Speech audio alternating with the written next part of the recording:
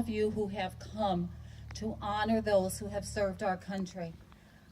I was introduced as a captain in the United States Navy. I spent 25 years in the Navy as a Navy nurse. And I would like to talk a little bit about someone very special that I met in my career.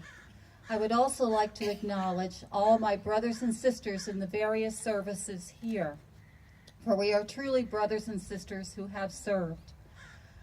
I come from a family that knows service. Both my father and my father-in-law were in World War II. My father in the Army, and he fought in the Battle of the Bulge and in other aspects of the European theater.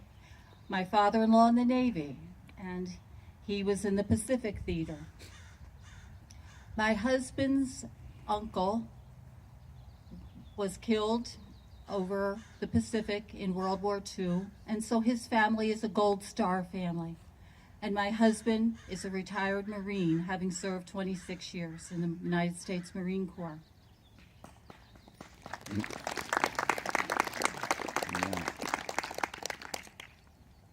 The specific individual I would like to acknowledge, as I acknowledge all those who have served our country, is a Navy nurse that I met in 1983.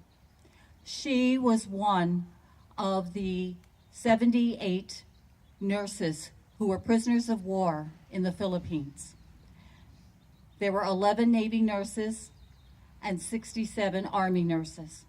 And I met Margaret Nash when I was stationed at the Naval Hospital in Oakland. We were celebrating, the Navy Nurse Corps, we were celebrating our 75th birthday. We have a history in the Navy Nurse Corps. We speak about our foundresses as the Sacred 20. And I was reflecting on that. Here we are on sacred, holy ground. And our Navy Nurse Corps was founded on these 20 ladies who entered in 1908 and formed the foundation of our Navy Nurse Corps and have inspired all of us since then. And they definitely inspired Margaret Nash and her peers. In January 1942, there were many Army and Navy nurses stationed in the Philippines. And as Manila was falling, many people were able to get out. Army nurses and some Navy nurses remained behind to care for the sick and the wounded. They would not leave their patients. After Manila fell and they were taken prisoner of war, the Navy nurses and the Army nurses were first sent to Santo Tomas. And originally they were able to care for the wounded American military members and anyone else who was left behind. But then as time went on, they also extended their care to others, our allies and the civilians and our peers and our patriots from the Filipino community. Conditions started to deteriorate in the camp, and less food was available to all those who were interned. But the nurses continued to do their mission. Eventually, it was decided that they would open up another camp, Los Baños, that was in rural Manila, and the 11 Navy nurses volunteered to go. And so until February 1945, they were prisoners of war. But they cared for their patients, they supported one another. They knew their mission was to care for the sick and the injured.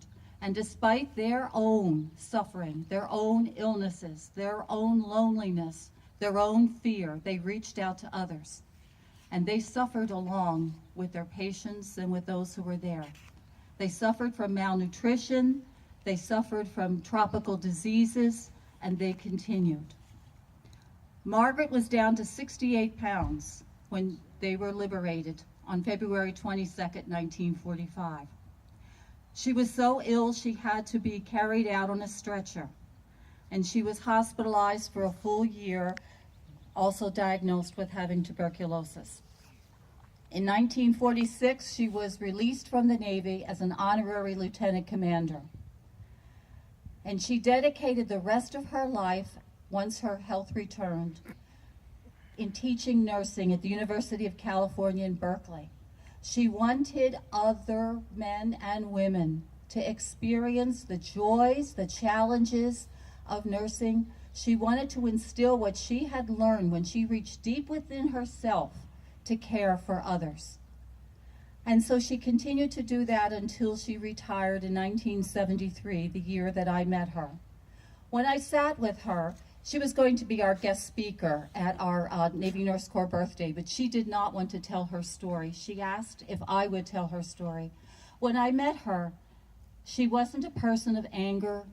She wasn't a person of disgruntlement. She wasn't a person who said, why me? My youth was stolen, my life was stolen. She was someone who saw that this was her mission to care for the sick and injured, and she would do it. And she committed, as I said, the rest of her life to help others, to equip others to be able to do that. And so sitting with her was a reminder to me, and I think now as I'm sharing it with all of you, a reminder to all of us of the commitments of members in the military, to remember, as we did so beautifully just a few minutes ago, prisoners of war, those missing in action, and all those who love those who are serving our country. As I said, Margaret was discharged from the Navy in 1946. But she and her sister Army nurses and the other Navy nurses who were POWs weren't really recognized for what they did until 1983. And throughout their lives, they experienced physical and behavioral and mental health issues related to their captivity. But I saw in Margaret someone who was so committed that she could rise above that and remember what called her in the first place to serve in the Navy Nurse Corps.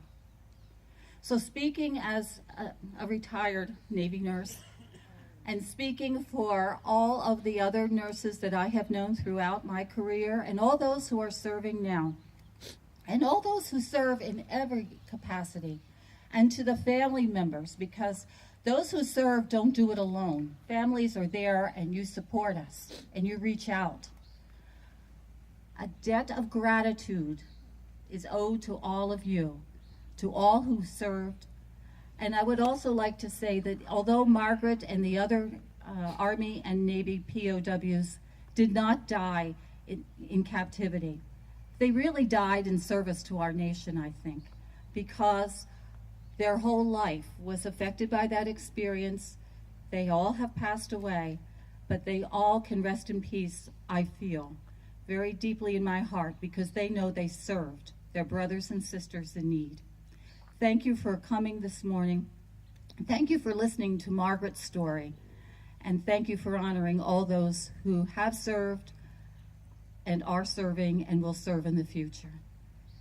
I almost said amen. It is a prayer. Yeah. Thank you.